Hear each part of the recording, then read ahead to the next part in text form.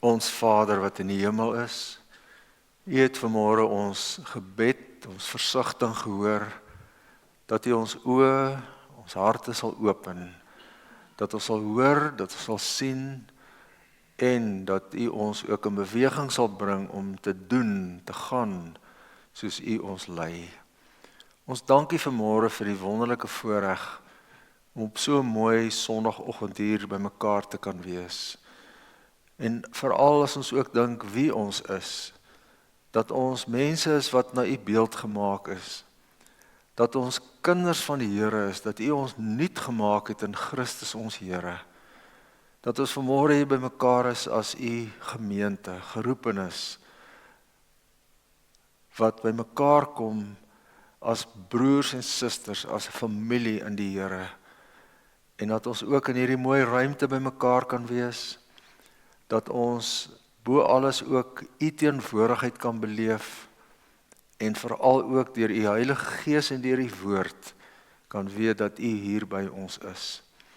En dit is dan ook ons gebed, dat U boek, U woord, waardeur U met na ons toe kom, wat vir ons so 'n wonderlike, onuitputlike bron van wysheid en kennis is, wat ons nooit kan omvat nie, dat U ook vir ons vanmôre 'n skreefie sal oopmaak uit U woord, dat U deur die Gees vir ons helderheid sal gee om ook te hoor wat U vir ons elkeen wil sê, en dat U ons sal uitstuur om te gaan leef, te gaan doen wat ons hoor.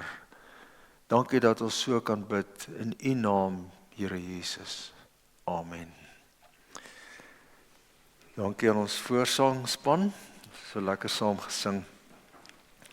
Nou, liewe gemeente, soos John verwys het, gaan ons vanmôre kyk na 'n greepie uit die boek Jesegiel. En so 'n tyd gelede het John juis met ons daar op 'n maandagooggend die boek Jesegiel behandel in die Bybelstudie. Dit is 'n diepsinnige boek. En kom ons kyk of ons vanmôre iets daaruit met ons kan saamneem. Ons lees in Jesegiel 1 hoe dat die Here op 'n baie besondere manier vir Jesegiel geroep het. Jy sien daar 'n prentjie van 4 lewende wesens, elkeen met 4 gesigte, 'n gesig en 4 vlerke. Jy sien die wiele daar, jy kan gerus bietjie Jesegiel 1 intensief gaan lees om daai prentjie by te kry. En op daardie manier het die Here aan Jesegiel verskyn, wat ook bekend staan as 'n teofanie, die verskyning van God aan 'n mens. En hy gee vir hom hierdie snaakse opdrag. Hier's 'n boekrol, soos 'n Bybel, maar net in die vorm van 'n boekrol wat opgerol is. Eet dit, neem dit in, maak dit jou eie, want dis wat ek vir jou gee. En hy sê aan die einde daarvan, hy het hierdie boekrol geëet, en dit was vir hom soet soos heuning. En mag ons dan ook altyd as ons hierdie boek van die Here inneem, in ons hand neem, lees, oordink, vind dat dit vir ons soet soos heuning is. Nou kom ons lees dan in die 2de hoofstuk, Jesegiel 2, van vers 1 af. En dit is hoe die Here dan aan Jesegiel verskyn het, en met 'n stem, 'n harde stem met hom gepraat het, en die volgende vir hom gesê het. Die stem het vir my gesê, mens, staan regop, ek wil met jou praat. Terwyl hy met my praat, kom die Gees in my en laat my regop staan. Ek het die stem met my hoor praat. Hy het vir my gesê, mens, ek stuur jou na die Israeliete toe, 'n opstandige nasie wat teen my in opstand gekom het. Hulle en hulle voorvaders het hulle teen my verset tot op hierdie dag toe. Dit is moedswillige en hardkoppige mense na wie toe ek jou stuur. Jy moet vir hulle sê wat ek die Here God sê, of hulle luister of nie, want hulle sê weerbarstige volk, 'n woord wat elke keer voorkom. Maar hulle sal agterkom dat daar 'n profeet tussen hulle is. En jy mens, moenie vir hulle bang wees nie, ook vir wat hulle sê nie. Al stuit jy op weerstand, op dorings, al sit jy op skorpioene, moenie bang wees vir wat hulle sê nie. Moenie vir hulle skrik nie. Hulle is 'n weerbarstige volk. Jy moet vir hulle sê wat ek sê, of hulle luister of nie, want hulle is weerbarstig. En jy mens, luister wat ek vir jou sê. Moenie weerbarstig wees soos hierdie weerbarstige volk nie. Maak oop jou mond en eet wat ek vir jou gee. Toe sien ek daar is 'n hand na my toe uitgesteek. En in die hand was 'n boekrol. Die hand het die boekrol voor my oopgerol. Dit was aan albei kante volgeskryf. En waarop geskryf was klaagliedere, treurliedere en smartroepe. Die stem het vir my gesê, mens, eet wat voor jou is. Eet hierdie boekrol en gaan praat met die mense van Israel. Ek het my mond oopgemaak en die Here het my die boekrol laat eet. Hy het vir my gesê, mens, eet die boekrol wat ek vir jou gee. Eet jou vol. Ek het dit geëet en dit was soet soos heuning in my mond. En dan blaai ons na hoofstuk 11, vers 17 tot 21.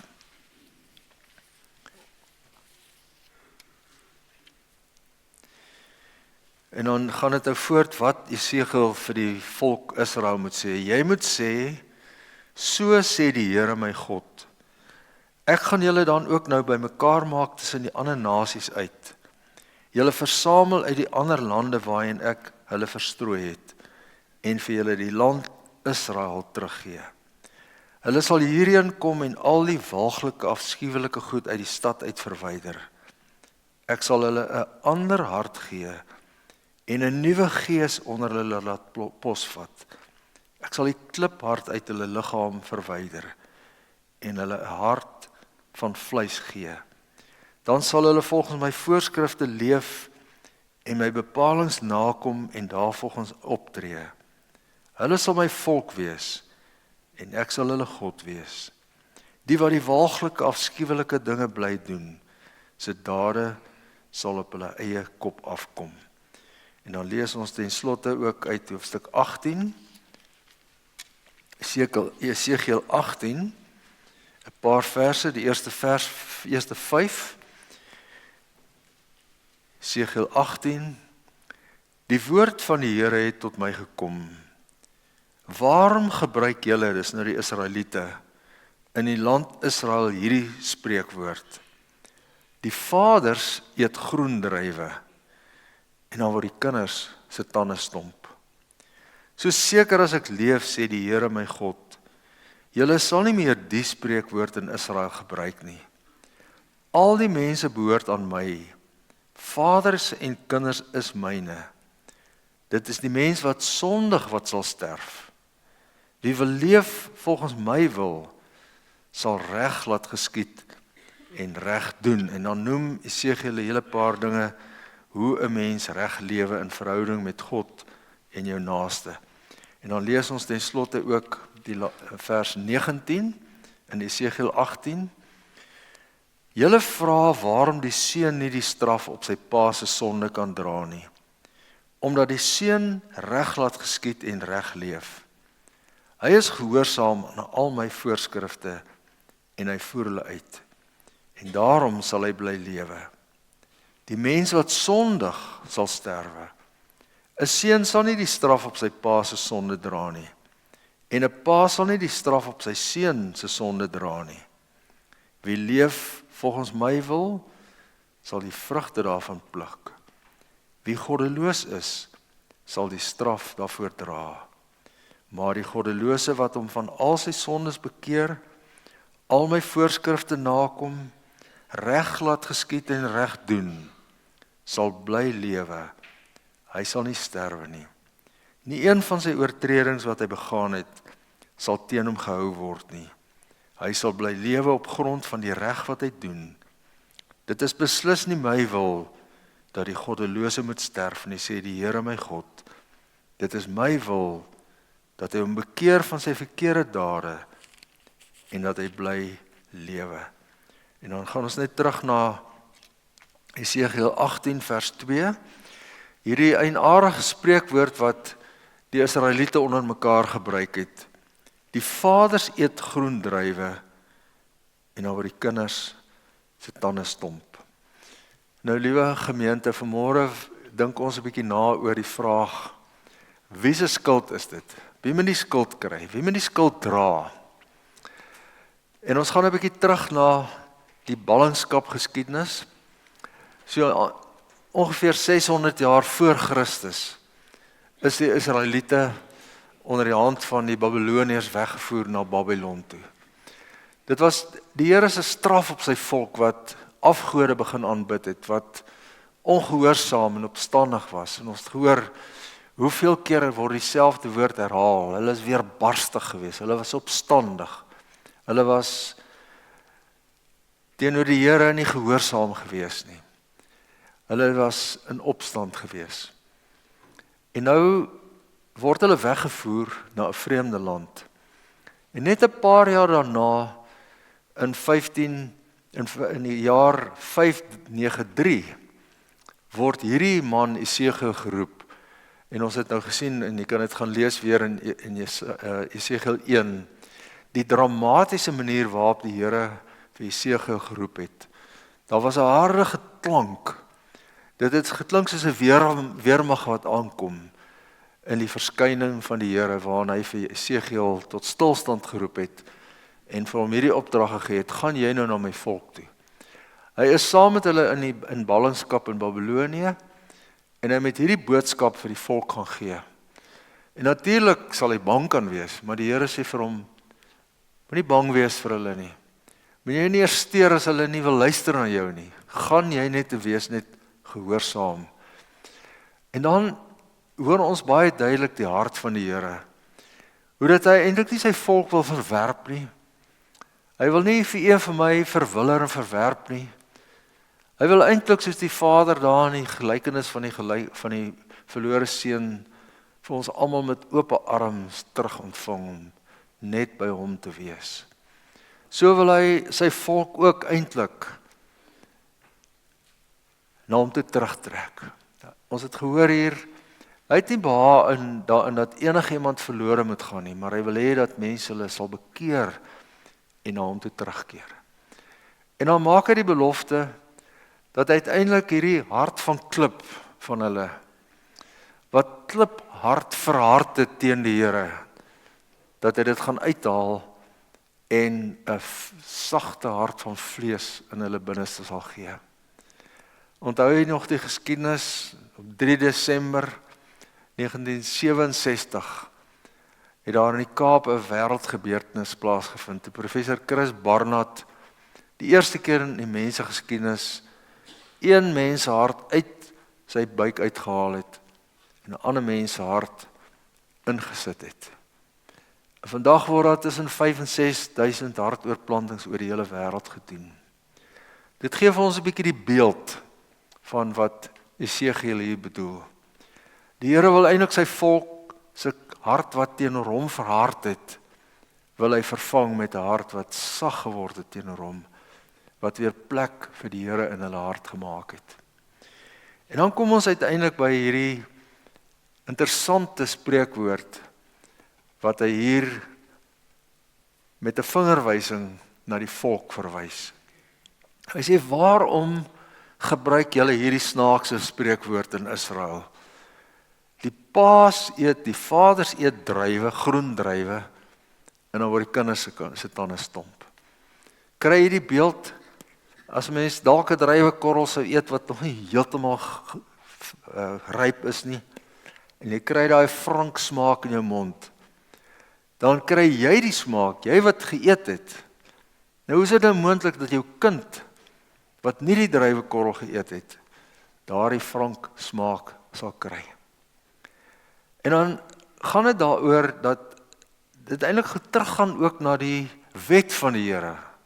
Ons het vanmôre die samevatting gehoor.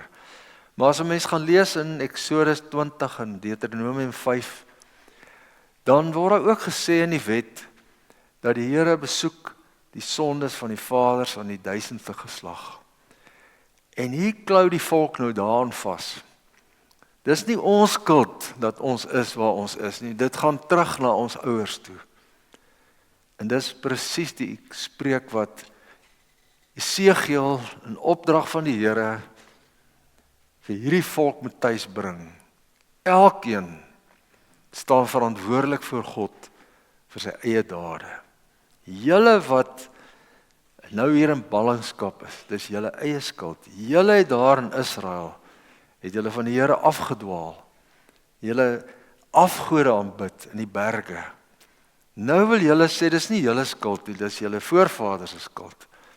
Julle is aandadig aan julle eie lot waar julle vandag julle bevind. Nou, as ek vanmôre vir u vra, of u al ooit vals beskuldig is van iets wat u nooit gedoen het nie. Moes u al ooit die skuld dra vir iets wat u nie self gedoen het nie.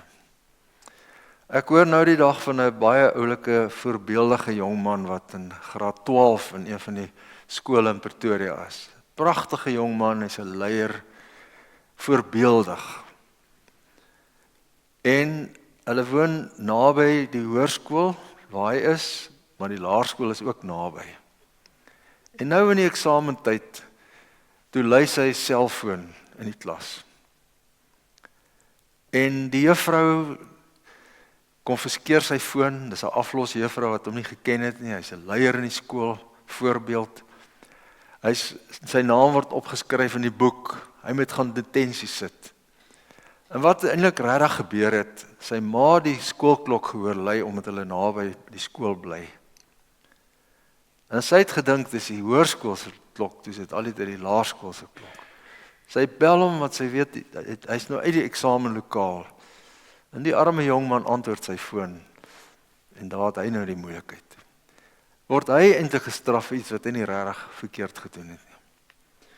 As 'n mens 'n boete moet betaal, dan is dit alreeds sleg want jy weet jy's skuldig, jy het 'n boete.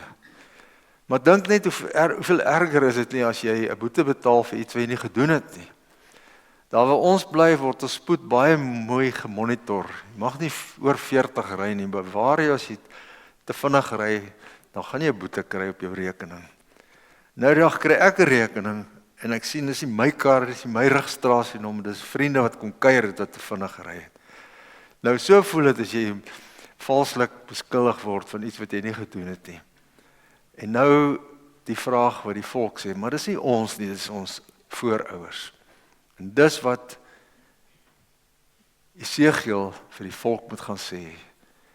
Elkeen staan voor die Here so met jou eie skuld. Ek kan nie sê my pa het verkeerd gedoen, nou moet ek daarvoor betaal nie. My seun kan nie sê ek het verkeerd gedoen, nou moet hy daarvoor betaal nie.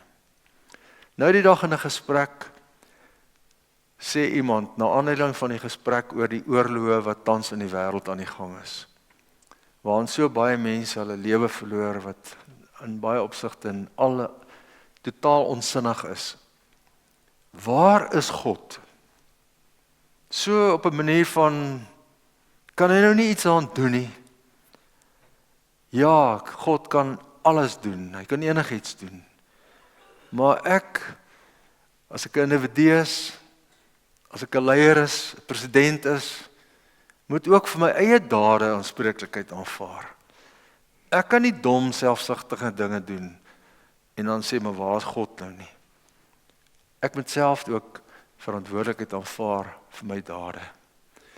Daar was twee jong manne in Amerika, tweelingbroers.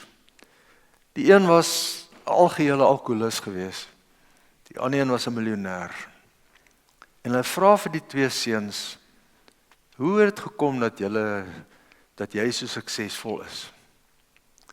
Hy sê wel, ek wou net uit my eie ouers se omstandighede opgestaan het. My ouers wat in alkoholisme verval het. Vir die ander seun vra hulle ook dieselfde vraag. Hy sê, maar wat kan ek nou anders doen? As dit my ouers se lewe is, hoe kan ek nou uit hierdie omstandighede opstaan? En liewe gemeente, dis waar ek my eie verantwoordelikheid voor die Here moet aanvaar. Waar Esegiel vir die volk sê, ek kan nie sê, my pa het suurdrywe geëet, nou word my tande stomp nie. Ek dra my eie skuld voor die Here. Maar natuurlik is dit die wonder van die evangelie van Jesus Christus. Ek dra nie die skuld vir my dade nie. Daar staan so mooi duidelik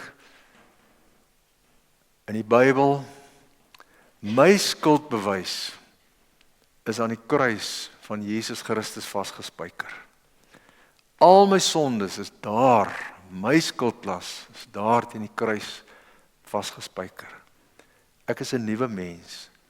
Ek is in Christus vrygespreek van my skuld.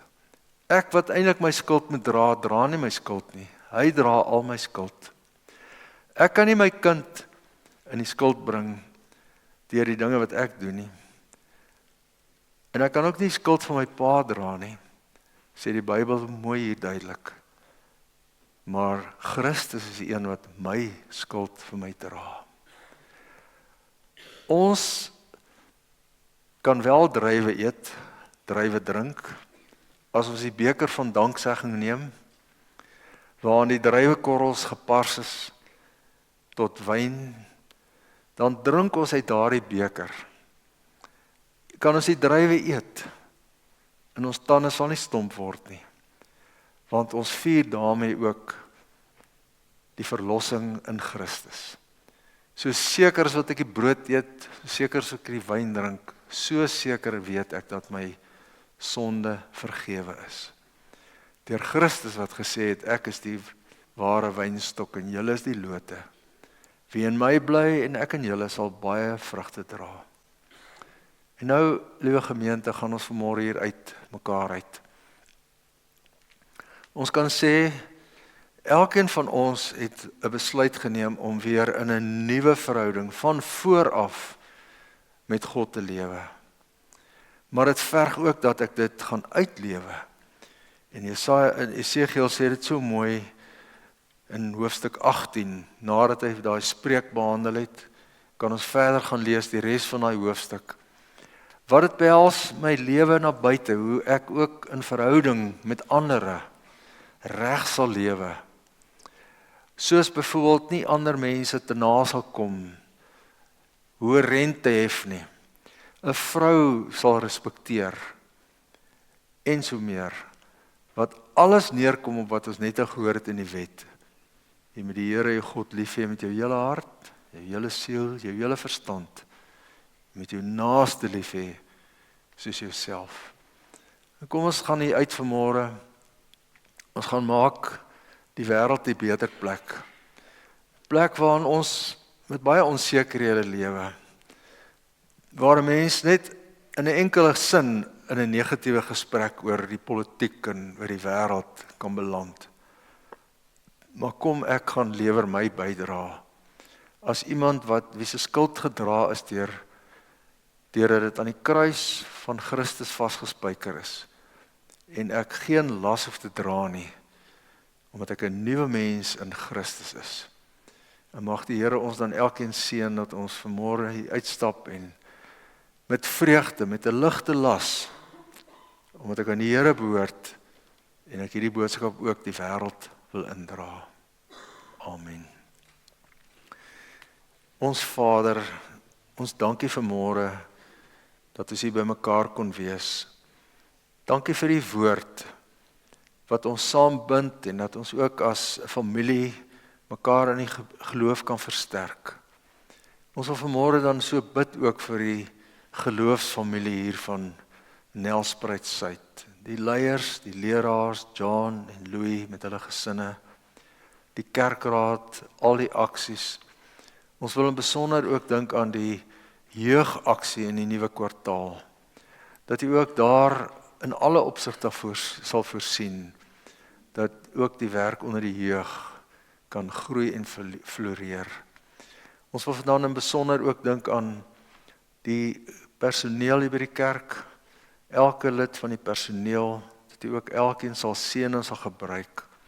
Ons dink aan die vleisfees wat op hande is, dat U dit ook 'n geseënde geleentheid sal maak, waar almal feestelik by mekaar sal wees, en ons ook die teenwoordigheid van die Here sal beleef. Wil U ook die hande seën wat sal bydra en wat sal werk.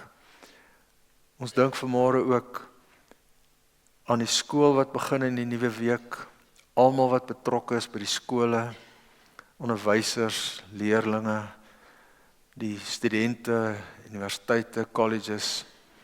Ons wil bid vir ons land. U weet ook hoe dat ons besorg is oor baie dinge. En ons wil graag ons land aan U opdra vir die vraag, seën Suid-Afrika. En as ons hierdan uit mekaar uit gaan, bid ons ook, dat U ons sal positief maak, dat ons ook met vertroue sal kyk na hulle wat verantwoordelikheid in ons land. Ons bid vir die regstelsel waarop ons so swaar leun, dat U reg en geregtigheid ook in ons land sal geskied. Seën ons dan ook elkeen vandag hier, saam met ons gesinne, families, is dit 'n mooi dag, om ook ons voor te berei vir die nuwe week, en die nuwe kwartaal. Amen.